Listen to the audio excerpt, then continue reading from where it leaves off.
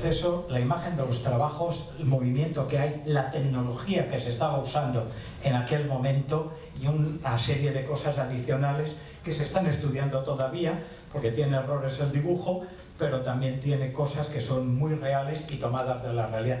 No está copiado de la realidad, es decir, esto no representa un dibujo que un señor se subiera en una montaña desde la silla de Felipe II y lo dibujara, no.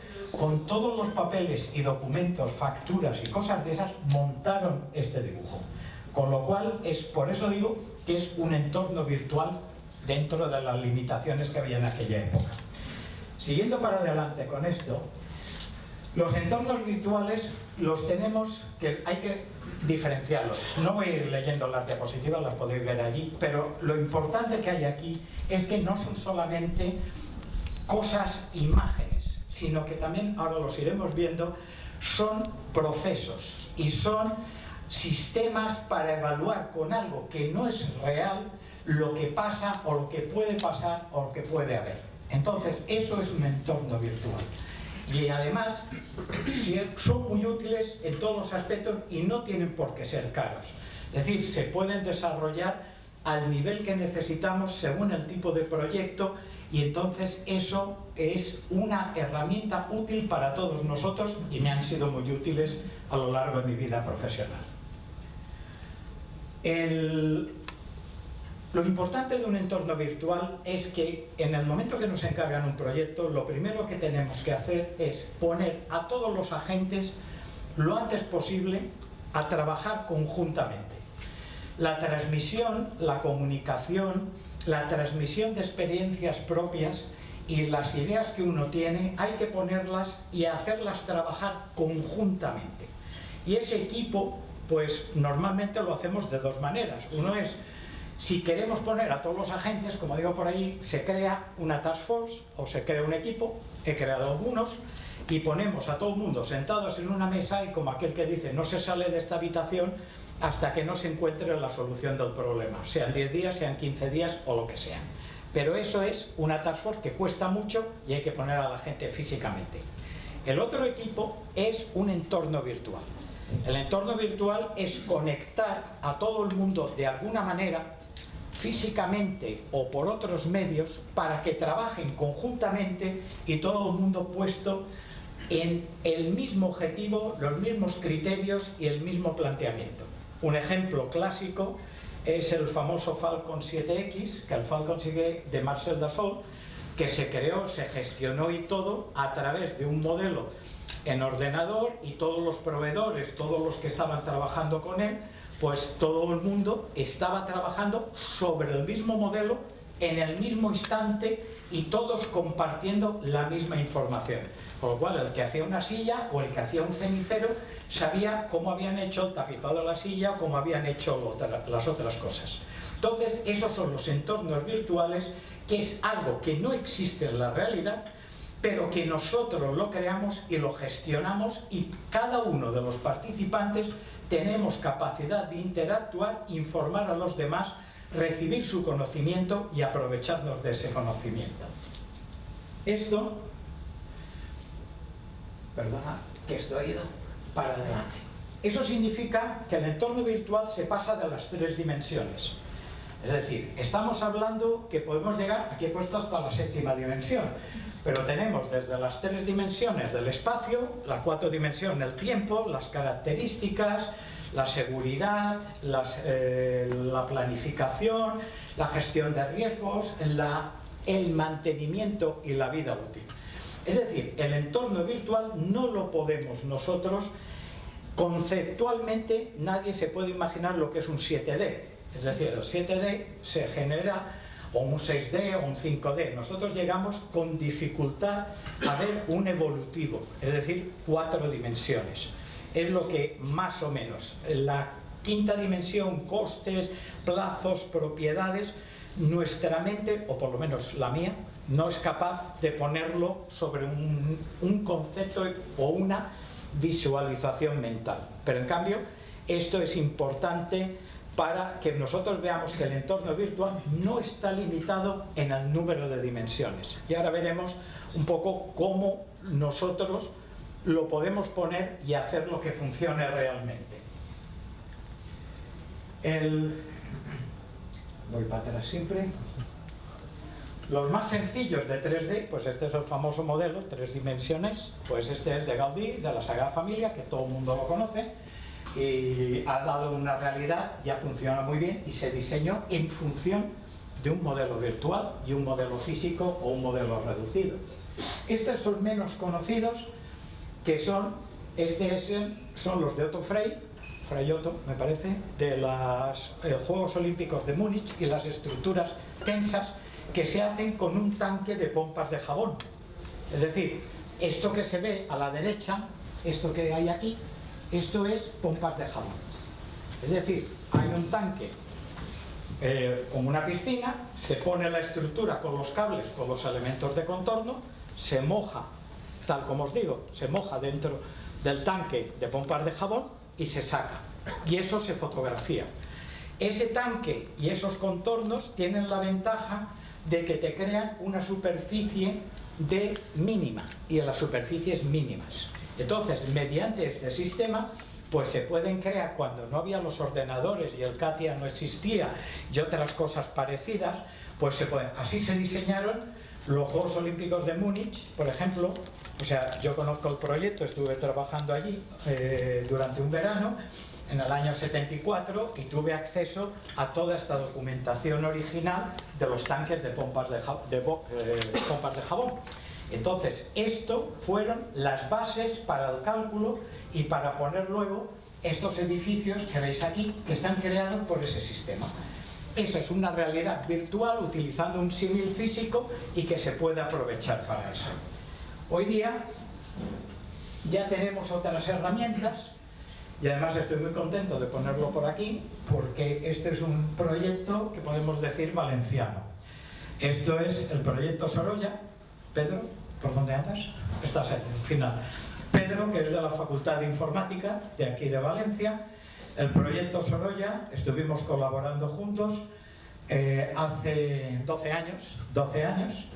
Y entonces, esto es una de las cosas más integrales que se han hecho, y lo que estoy enseñándoos es el resultado de ese proyecto al año 2006 o 2007 aproximadamente. Yo creo que lo veréis con la noticia que dieron en Televisión Española sobre este proyecto. Supongo que esto arrancará.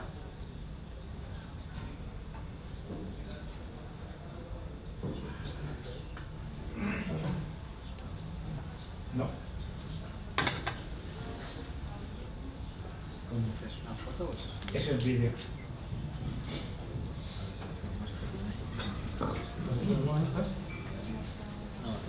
¿No va el ratón? Espera, perdón, es que está desconectado el ratón. Espérate, que está desconectado el ratón, ¿no? Ahora. Espérate un segundo. F. Presentación. Disculpadme. Y ahora bajo. Como en los coches, el diseño de las carreteras también mira al futuro. Una empresa española, Dragados, ha diseñado un innovador programa informático capaz de proyectarlas de forma virtual, eliminando los planos. La inversión en investigación y desarrollo civil ha aumentado un 125% hasta los 18.000 millones de euros en los últimos 3 años. El programa parte de fotografías aéreas del terreno por el que debe discurrir la carretera. Se hace un trazado inicial y se va modificando según los problemas que se vayan encontrando. Temas de seguridad, temas de impacto visual, temas de, por ejemplo, de impacto sobre el medio ambiente, pues se analizan inmediatamente y se pueden tomar decisiones sobre la marcha sin tener que esperar otros análisis en el terreno. El programa ha costado 5 millones de euros. Se encargó a las universidades de Cantabria y Valencia que lo crearan porque no había otro similar en el mundo. Han sido 3 años de trabajo, pero lo calcula todo. Las excavaciones que hay que hacer, los vaciados, los materiales necesarios. Los clientes ven el resultado en 3 dimensiones. Se nota que hay un giro y además un cambio de rasante. Esto es un punto que puede tener un cierto problema y habría que suavizarlo para aumentar la longitud de visibilidad. No hay que esperar a editar planos y hacer nuevos cálculos para tomar decisiones, porque con este programa se sabe de forma inmediata incluso cuánto va a costar la obra. Este programa, vino un día a mi despacho el jefe de la Radial 2 de Madrid, la carretera, y me dijo, Ricardo Cortés, que era un director de proyecto, me dijo, mira, nosotros en la obra trabajamos, hacemos planos, hacemos una propuesta a la administración, nos pasamos un mes desarrollando una solución, una cosa, vamos y le presentamos esto a la administración y lo primero de todo que nos dice el ingeniero, dice, oye, ¿y por qué esta curva no me la subís medio metro? Porque además podemos poner aquí una gasolinera y podemos hacer no sé qué. Dice, me tengo que coger todo el trabajo que he hecho durante el mes bajo el brazo, volvérmelo a llevar y volverlo a rehacer y volvérselo a presentar. Y se le ocurre otra idea feliz la siguiente vez. Dice, mira, sería ideal poderlos sentar a todos en una mesa y que cada uno dijera su opinión y además que supieran lo que les cuesta cada persona que tiene una idea genial de esas.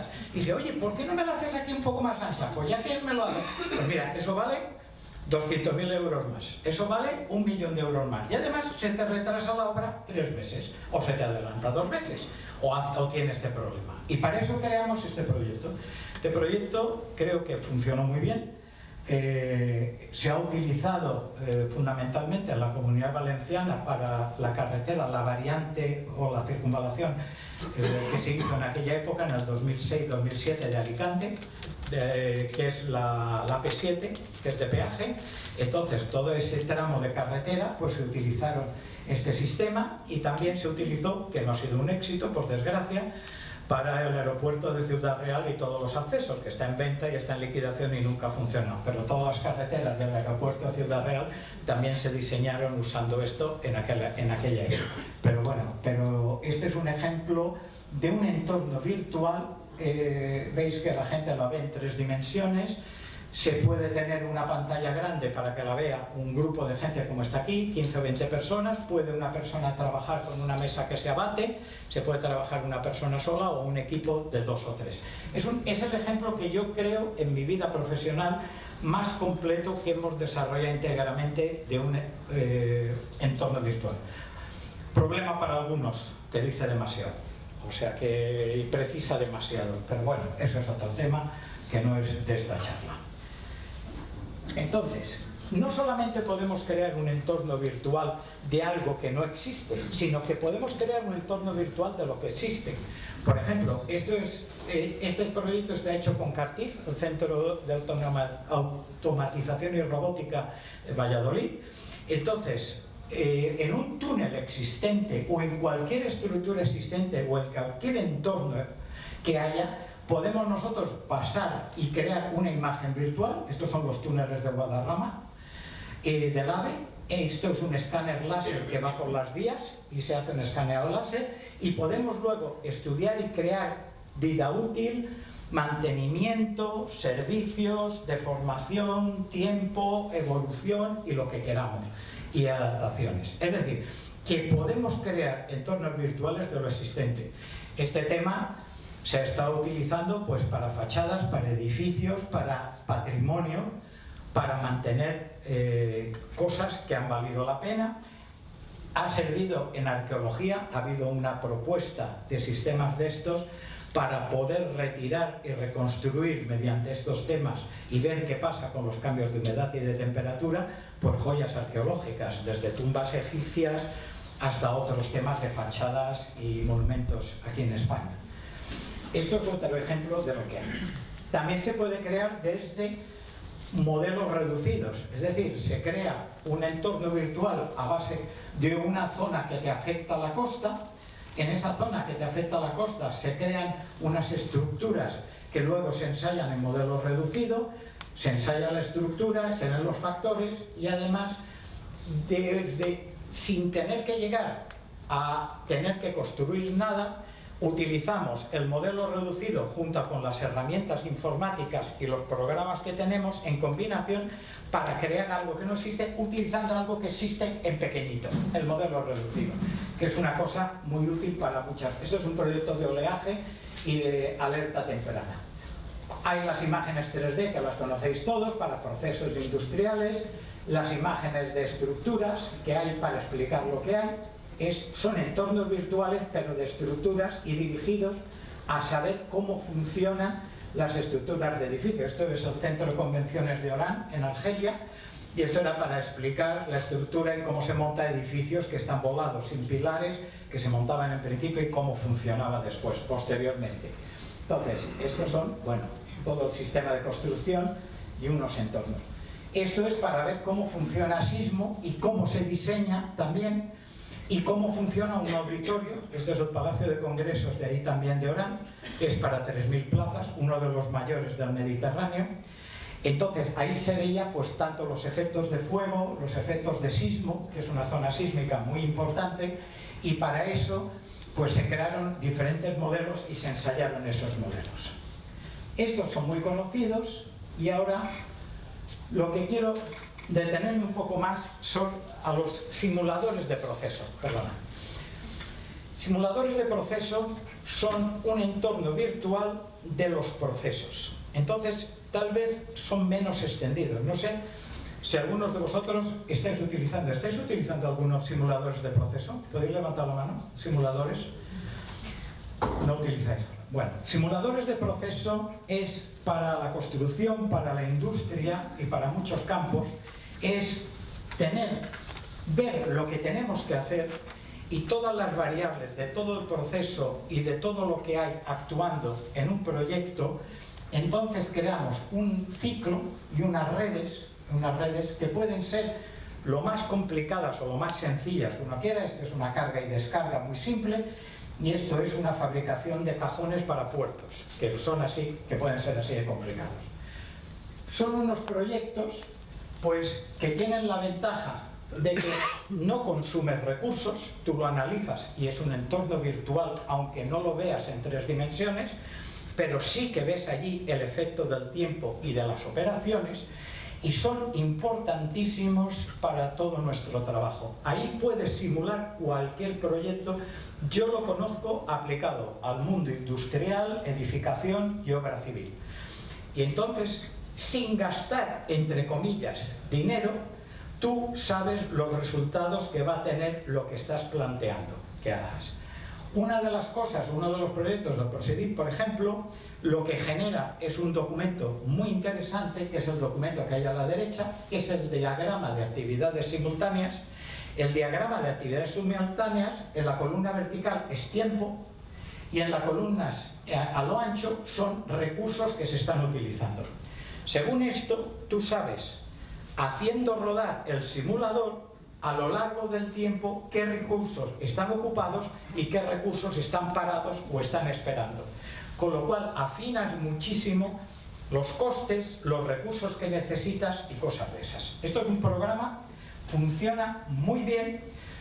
Os lo cuento porque en la dirección técnica de Dragados, cuando hace años, el equipo nuestro que hacía la simulación de procesos garantizaba que si no se obtenían reducciones de coste del 25 o del 40%, todos los gastos que había habido de hacer el estudio eran gratis. Y entonces, si no se garantizaban esas cosas. Entonces eso se ha usado, esto ha sido generado, este es haciendo las redes, dibujando con el director de proyecto y el equipo del proyecto, todo esto. Con esto se sabe lo que hay del tiempo y se procesa con ordenadores bastante sencillos y con un software muy asequible, muy asequible. Los que hay es el ciclón. Todo esto empezó con el profesor Halpin de la Universidad de Purdue en el año 73, y casualmente ese profesor norteamericano, pues los que le hicimos mayor caso fuimos los españoles, es decir, y prácticamente constructoras españolas han sido las únicas, en principio, que sepamos en el mundo, que estamos utilizando estos simuladores de procesos. Yo conozco que lo hemos utilizado en el tiempo que he estado trabajando en unos 80 o 90 proyectos, y todos con mucho éxito. Después hay otros programas, el Microciclón, el Stroboscope, el Symphony, que están en el mercado y están en internet. Es un tema que os lo recomiendo, y es una de las cosas que, si os queréis que un proyecto se ruede con mucho menos coste que el real de hacer ensayos, podéis probar vuestras teorías y vuestras hipótesis, poder hacer variaciones, como aquel que dice en frío, sin que sea gastando, pues esto es una de las herramientas mejores que conozco del tema de entorno virtual. Es un entorno virtual como cualquier otro y tan válido como cualquier otro, pero además muy útil para estos temas. Si miráis en la documentación o en internet, simuladores de proceso, tenéis la información, hasta hay programas gratuitos, se descargan, se pueden utilizar. Si vais a temas muy complicados, hace falta cierta formación de la persona y algún programa, pero no estamos hablando de programas muy sofisticados y muy complicados, son muy sencillos estos de aquí. ¿Problema que hay para implantarlo? Pues que hay que estudiarlo. O sea, que la persona que lo quiere poner se tiene que tener un entrenamiento y una formación, que son de unos meses, simplemente, y además no hace falta ir a una universidad ni a ninguna cosa de esas, sino autoformarse es lo mejor de todo e irlo probando en proyectos y se va mejorando y se va complicando a medida que uno lo va dominando. Aquí hay, estos son los ejemplos, normalmente lo hemos utilizado y en internet hay mucha documentación de túneles, cajones de puertos, puentes, pues por ejemplo el puente del Alamillo de Sevilla, túneles y otras obras, sobre todo cuando hay actividades cíclicas que modelizando analizando un proceso, eso te repercute en toda la obra, por ejemplo una planta de un edificio, unidades prefabricadas y cosas por el estilo, es donde tiene más valor, porque el ahorro que produzcas en un ciclo o en uno de esos procesos, pues te repercute y se multiplica por el número de procesos que estás haciendo. O sea, que esto es uno de los temas menos conocidos y creo que más interesantes para cosas de estas, que aumenta la productividad. Esto luego te permite pues cambiar. Y ahora vamos a otros tipos de entornos virtuales.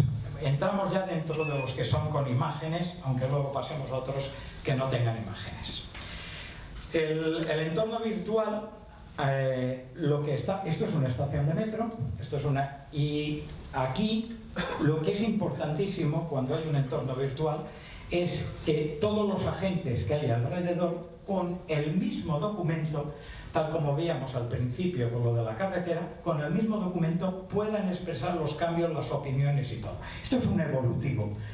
Entonces, con el evolutivo y la formación, esto se basa pues, en un Revit, en un Allplan, en una cosa de esas, pero con una cosa muy importante, no es solamente dibujar, no es solamente poner, sino que hay que dar allí un proceso constructivo dentro, hay que dar unas propiedades, hay que dar unas características y sobre todo que el equipo de proyecto no puede dejar solo, como se me ha pasado varias veces, que han dejado solo a los que hacen el modelo y el que hace el modelo pues puede inventar y puede hacer cosas que son ciencia ficción o son realidad ficción, que no significa virtual. Virtual no es realidad ficción, sino que es poder representar ese tema. Entonces aquí es una estructura muy complicada con edificios encima que había que crearla por fases, construyendo e irla poniendo. Esto permitía expropiaciones, permitía toma de terrenos, ocupación, desvíos de tráfico.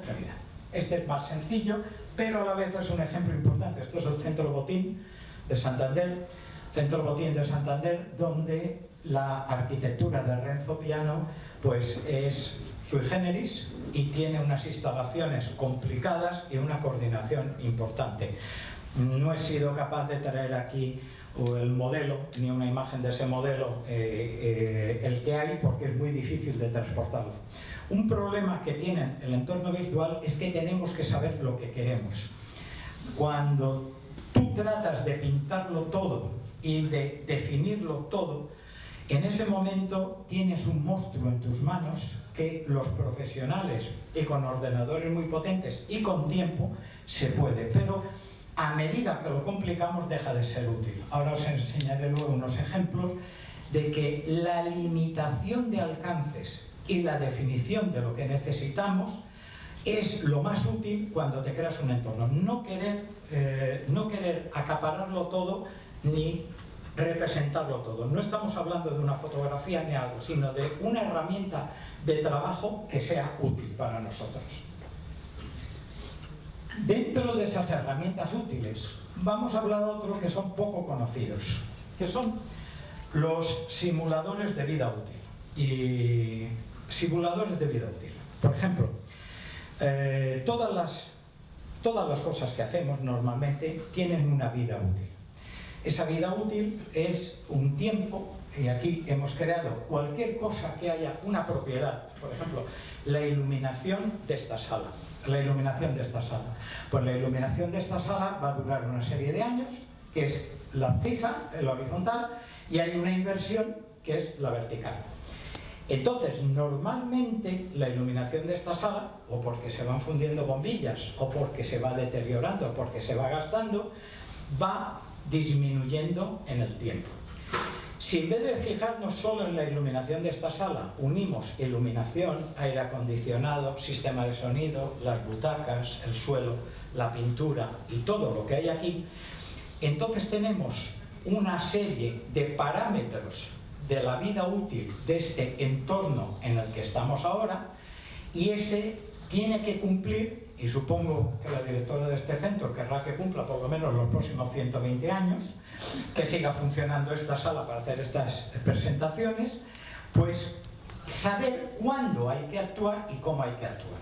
Pensar lo siguiente, en un túnel, por ejemplo, si cada vez que pasa un coche y salpica una luz, y aquello tiene que ir un señor con un trapito y limpiar la luz para que dé la misma luz, pues entonces eso no tiene sentido.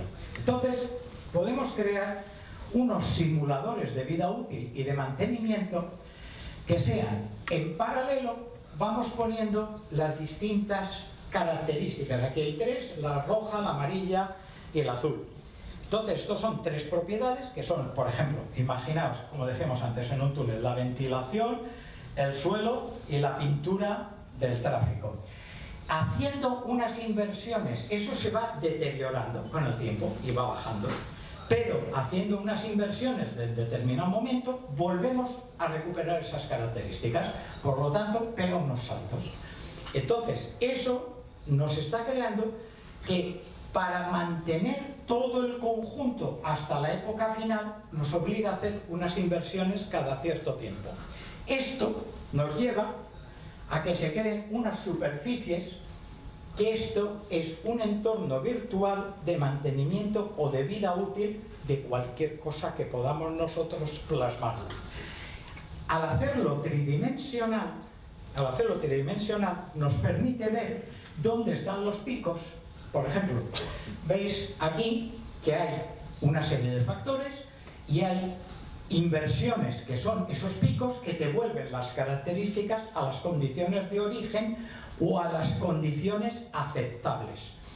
Hay que actuar en determinado momento, actuando en determinado momento para mantener la instalación o todo. Entonces, esto es un entorno virtual también. Os lo he traído porque es menos usual y menos conocidos estos entornos virtuales. Por ejemplo, os voy a contar un caso que se produjo hace mucho tiempo en la Renault de Valladolid, la factoría. Me parece que en la Renault tenían 10.000 ventiladores. 10.000 ventiladores en la fábrica. Entonces, los de la factoría pidieron ese centro Cartif, que me estoy refiriendo de allí, de Valladolid, que cómo tenían que actuar para mantener y hacer el mantenimiento y la limpieza de los ventiladores. Porque claro, si no estaban locos, es decir, les podían fallar en cualquier sitio y en cualquier servicio fundamental.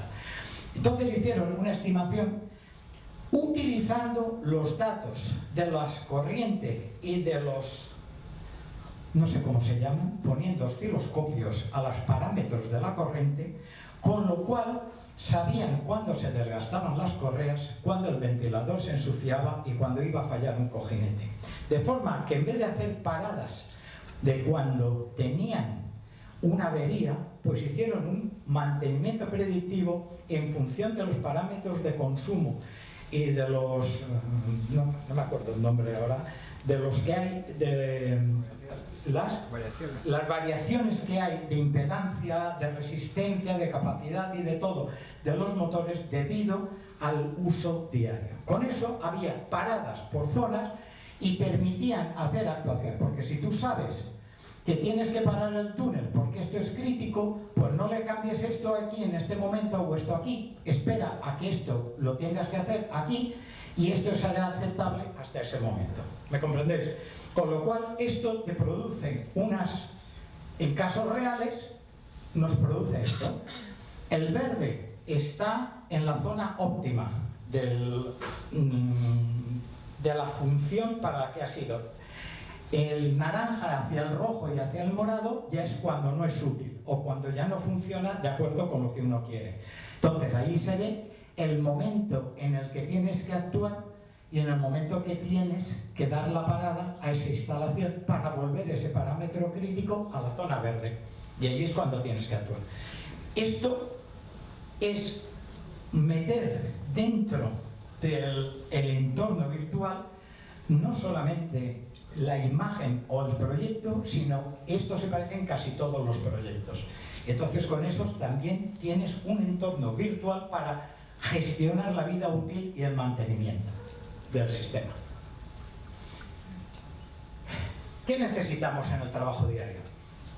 Os he contado un poco los ejemplos de entornos virtuales que nosotros tenemos y los que están. Poner a todos los interesados con la información actualizada.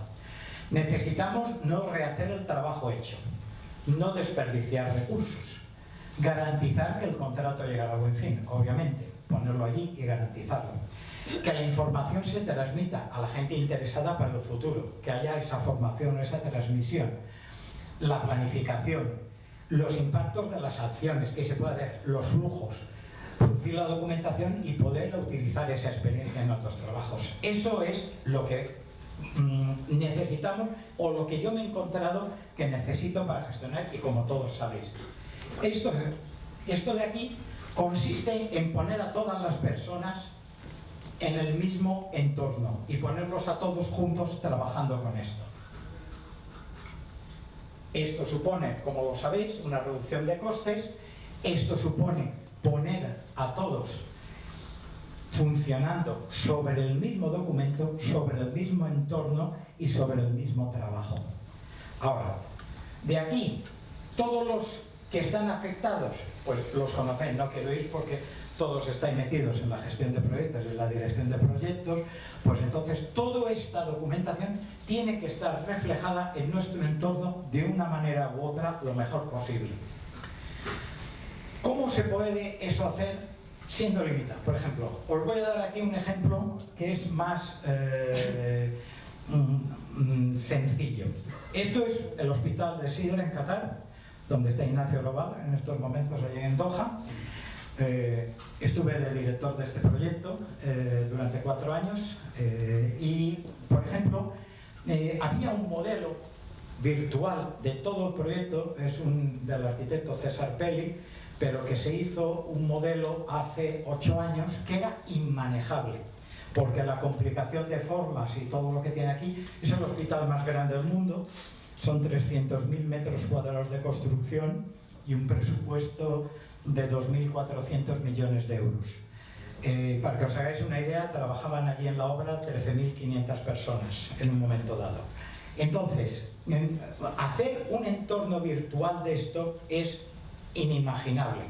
El modelo que hicieron los proyectistas, el Herbie Beckett, hace 10 años, pues era inmanejable totalmente. Ahora, sí que se puede hacer unos modelos virtuales y unos entornos virtuales cuando hay un cambio, cuando hay una variación en el proyecto, y hacer zonas. Esto que estamos viendo aquí es la 7ª planta del hospital, en esta zona de aquí, de esa torre, y hubo una modificación de colocar pediatría en esa zona, que antes estaba un servicio de enfermería, que había allí. Entonces sí que creamos un entorno virtual de esa zona en concreto para poder ver la coordinación de instalaciones y cómo funcionaban las instalaciones de la zona.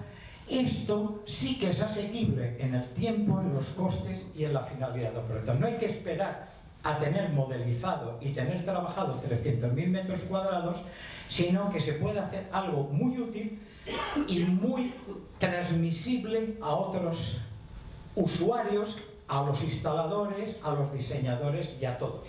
Os voy a decir uno de los resultados que se hizo en esto, si puedo.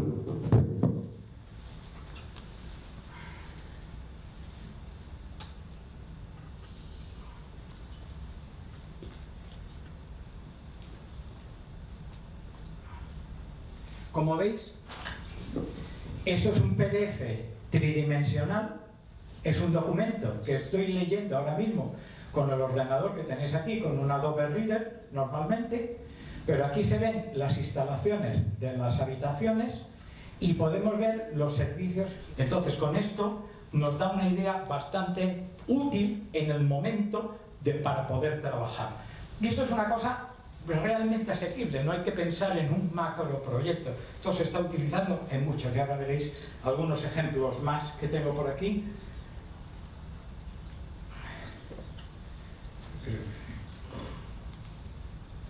Perdonad que tengo que buscar la bandejita.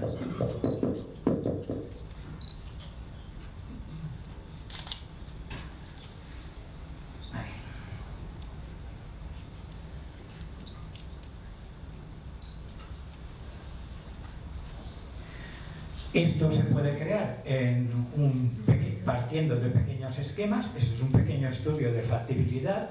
De esto se generan esos proyectos pequeños, limitados, pero muy útiles para valorar y para poder entrar. Esto es un 3D, igual que el que habéis visto antes.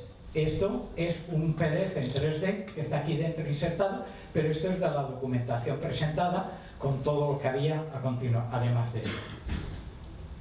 Estos son lo que habéis visto. Si no lo hubiera podido poner, os enseñaba esto funcionando. En otros casos, pues se están demostrando defectos. Esto es de un hospital en Sudamérica. Este hospital, pues las interferencias y problemas de construcción que había que detectar dónde estaban en puntos concretos, se creaba un modelo exacto para ese punto en concreto y para eso que nos preocupaba. Esto es demostrar que el hierro no cabía, obviamente. Esto es la mejor forma, una imagen vale más que 1000 palabras, más o menos. Y ya finalizando un poco, es una cosa que es importante, que es la teoría de la cebolla, que para mí siempre le he dicho en los proyectos: cebolla, no queráis abarcarlo todo desde el primer día, pero sí que hay que abarcarlo todos los ángulos y todo desde los 360 grados.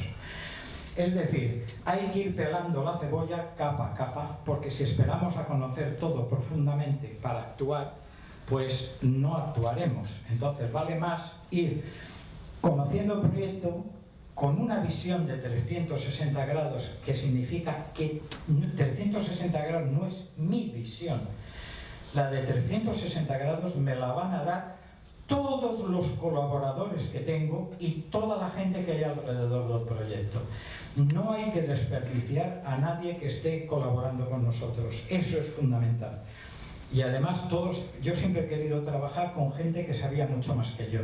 Es decir, eso es fundamental y además la opinión de todos cuenta. Hay que trabajar capa a capa, hay que ver la primera capa y llegar, analizarla, profundizar cuando uno está seguro en la primera capa, y hay que llegar hasta el fondo, pero teniendo todos los pasos anteriores asegurados. Hay que priorizar, es importantísimo. En el entorno virtual, como la gestión de proyectos, no todo es lo mismo. A veces yo me he encontrado con gente pues, que le da, antes hablabais del procedimiento, de la documentación. Hay que priorizar y saber lo que es importante. Hay que respetar las formas, pero priorizando siempre. Hay que reconsiderar constantemente lo que pensamos. Nunca tenemos que creernos nadie en posesión de la verdad. Es decir, que lo más importante que yo saco siempre es que yo no me creo nunca lo que pienso, y cada proyecto en los que he trabajado lo he empezado como si fuera desde cero. Es decir, y como digo siempre, la última, que luego llegaremos, que todo lo que gastemos sea útil. Que todo lo que gastemos sea útil. Es decir, en estos momentos no pongamos una piedra si no sabemos para qué sirve. Eso es importante. No mantener tumbas de documentación. Eso es importantísimo. Es decir, Yo quiero toda la gente viva y todos los proyectos vivos y con cosas vivas. La destrucción de documentos y la destrucción de papeles es tan importante como elaborarlos. La fecha de caducidad de la información es tan importante como la fecha de emisión. Es decir, en estos momentos hay auténticas tumbas en Internet que son peligrosísimas, peligrosísimas. Y sobre todo en construcción y en otras cosas que son cosas probadas totalmente ineficaces. Utilizar todas las herramientas y el conocimiento de todos. Es decir, no despreciemos a nadie ni ninguna herramienta. Es decir, hasta un clavo y un martillo es utilísimo, sobre todo para cosas graves. Utilizar y además no extrapolar y no asumir nada que no tengamos un conocimiento. Esto, que es con lo que termino, yo creo que se parece mucho a una cosa que soy uno de los forofos. Alguien me ha hablado hace un momento de Luis Alarcón, que estamos en el equipo de Lean Construction y yo también he estado trabajando con otros que han estado aquí en Valencia y han trabajado aquí, y hubo un congreso de Lean Construction el año pasado que estaba apuntado y desgraciadamente no pude asistir, pero yo creo que como consideración final, la Lean Construction yo creo que tiene que ser el objetivo, y quiero quitar la palabra construction para que pueda ser útil para todos los que estáis aquí que no seáis de construcción, porque es fundamental estas 5 reglas que hay aquí: participación de todos, reingeniería de proceso, nulo desperdicio, mínimo stock y flujo continuo. Creo que es fundamental para todo nuestro trabajo, sea haciendo botellas maravillosas de vino Casta Diva que tienen en Javia, que es una maravilla, o haciendo el hospital más complicado del mundo. Y de momento, muchas gracias.